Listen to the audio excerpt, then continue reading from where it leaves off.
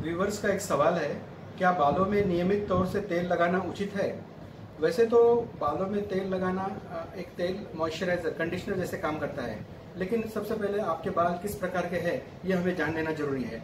अगर आपके बाल ऑयली है, ड्राई है, नॉर्मल है, उसी के ऊपर हम बालों को तेल लगाना चाहिए नहीं चाहिए ये निर्भर होता है। अगर आपके बाल ड्राई होते हैं तो उन ड्राई और बालों को तेल लगाने की आवश्यकता होती है। उस तेल से उसको कंडीशनर और मॉइस्चराइजर जैसे काम करता है। अगर आपके बाल ऑयली है तो ऑयली बालों पे तेल लगाया नहीं जाता है। ऑयली बालों पे अगर तेल लगा देते हैं तो उससे बालों में सर के बालों में फुंसियां या बाल खराब होने भी लगते हैं। इसलिए आपके बाल किस प्रकार के हैं उसी पे तेल लगाना निर्भर होता है। एक व्यूवर्स का सवाल है, सर में हुए सफेद बालों को फिर से काला किया जा सकता है क्या? सर में जो सफेद बाल होते हैं उसे प्रीमैच्योर ग्रेइंग ऑफ हेयर कहते हैं। एक बार बाल अपने सफेद हो जाते हैं तो वो काले नहीं हो सकते हैं। इसलिए हमें सर में जो सफेद बाल है उस पर कोई भी प्रकार का chemical, hair dye, hair colour नहीं लगाना चाहिए। वैसे तो प्रीमैच्योर ग्रेइंग ऑफ हेयर सफेद बाल क्यों होते हैं ये हमें जान लेना जरूरी है। सफेद बाल होने के दो कारण होते हैं, एक तो हेरिडिटरी और दूसरा न्यूट्रिशनल डेफिशिएंसी। कई बार आपके माता पिता के बाल सफेद है तो आपके भी सफेद बाल जल्दी होना चालू हो जाते हैं। और दूसरा न्यूट्रिशनल डेफिशिएंसी, जिसे आपके खान पान में अगर कमतरता है तो उसकी वजह से भी बाल सफेद होने चालू होते हैं। और तीसरा और मुख्य कारण है तान तनाव। कई बार ऐसा देखा जाता है जिन लोगों को ज्यादा स्ट्रेस है, जिन लोगों को ज्यादा स्ट्रेसफुल कंडीशंस है, उन लोगों में भी सफेद बाल का प्रमाण ज्यादा दिखाई देता है। इसलिए अगर कई बार थोड़े 2-4 सफेद बाल होने पर भी अगर आप हेयर डाई, हेयर कलर का इस्तेमाल करते हैं तो जो आपके काले बाल है वो भी सफेद होने लगते हैं। इसलिए सफेद बालों पर ऐसे तो कोई इलाज नहीं है, prevention is better than cure. लेकिन अगर आपके बाल सफेद हो रहे हैं तो वो किस कारण की वजह से हो रहे हैं वो मालूम करके उस पर सही इलाज करना जरूरी है। सफेद बालों के लिए आजकल नए नए इलाज काफी उपलब्ध हो चुके हैं, जिसमें हम लेजर कैप थेरेपी, पुआ थेरेपी और पीआरपी थेरेपी ये देते हैं, जिसमें सफेद जो बाल जड़ से काले नहीं है, ऊपर से सफेद है और जड़ काले है, उनको हम काला कर सकते हैं। लेकिन सबसे अहम बात यही है, prevention is better than cure. इसलिए सफेद बालों का कारण जानकर उस पर प्रिकॉशंस और इलाज करना चाहिए। एक व्यूअर का सवाल है, बालों को टूटने से कैसे रोका जा सकता है?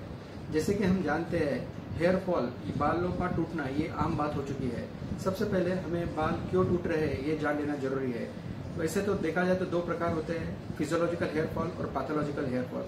फिजियोलॉजिकल हेयर फॉल में आमतौर पर ही बाल गिरते हैं लेकिन वो झड़े हुए बाल वापस आ जाते हैं। पैथोलॉजिकल हेयर फॉल में जब बाल गिरते हैं तो उनमें हमें किस कारण से बाल गिर रहे हैं ये जान लेना जरूरी है और उसके उपरांत उस पर उपचार करना जरूरी है।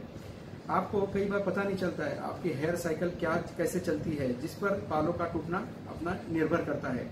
हेयर साइकिल 3 फेजेस में चलती है। एक पहला फेज है एनोजन फेज, जिसे हम बढ़ता हुआ बाल बोलेंगे। दूसरा फेज है कैटोजन फेज और तीसरा फेज है टेलोजन फेज, इसमें हम गिरता हुआ बाल बोलेंगे।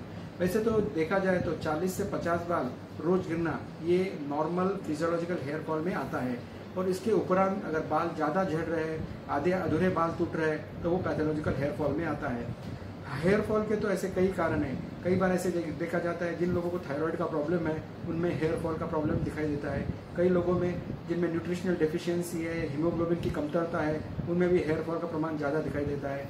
कई लोगों में जिनमें स्ट्रेस, तान तनाव का प्रमाण ज़्यादा है, उन लोगों में भी हेयर फॉल दिखाई देता है। कई लोग क्रॉनिक बीमारी के बाद जब इम्प्रूव होने लगते हैं तो क्रॉनिक बीमारी की वजह से, उदाहरण के तौर पर टाइफाइड फीवर लो या वायरल फीवर लो, उसकी वजह से भी बाल झड़ना हो सकता है। कई जन बालों पर अलग अलग प्रकार के उपयोग करते हैं, कोई केमिकल लगाते हैं, कोई हेयर ड्रायर लगाते हैं, उसके कारण भी बाल झड़ते हैं। पहले तो हमें बाल किस कारण की वजह से झड़ रहे हैं ये मालूम करके उस पर योग्य तो उपचार करना चाहिए।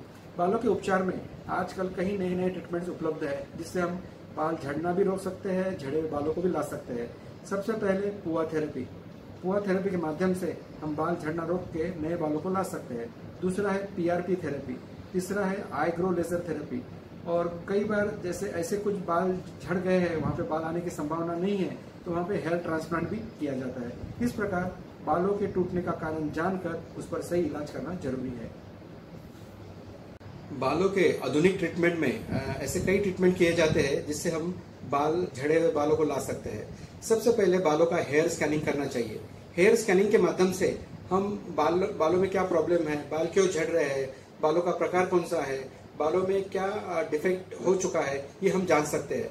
और हेयर स्कैनिंग के पश्चात हमें एक बार बालों का अगर डायग्नोसिस हो गया किस कारण की वजह से बाल झड़ रहे, उसके बाद हमें ट्रीटमेंट का प्लान करना पड़ेगा। अगर बाल पैथोलॉजिकल या कोई कारणवश झड़ रहे होंगे तो हमें सबसे पहले कुआ थेरेपी करनी पड़ेगी, जिससे बालों के रूट्स को स्टिमुलेट करके बालों को लाया जाएगा। उसके साथ iGrow laser, light emitting diode laser therapy के द्वारा भी हम बालों को बढ़ा सकते हैं। कई बार बाल अगर ज्यादा प्रमाण में जा चुके हैं तो PRP therapy, platelet rich plasma therapy भी करना जरूरी है। और कई बार ऐसा होता है कि वहाँ पे बाल आने की संभावना बहुत कम होती है, तो ऐसे वक्त हमें हेयर ट्रांसप्लांटेशन करके भी ट्रीटमेंट करना पड़ेगा। लेकिन कई जनों को ये सर्जिकल ट्रीटमेंट करना पसंद नहीं है या वो नहीं करना चाहते, तो उनके लिए हेयर बॉन्डिंग या हेयर विक्स ये भी ऑप्शन उपलब्ध है। और कई बार हेयर कैमोफ्लेज, ये भी ट्रीटमेंट के माध्यम से हम बालों की डेंसिटी बढ़ा सकते हैं। इस प्रकार ऐसे कई ट्रीटमेंट उपलब्ध है जिससे हम बालों को ट्रीटमेंट करके बाल झड़ना रोक सकते हैं, नए बाल ला सकते हैं।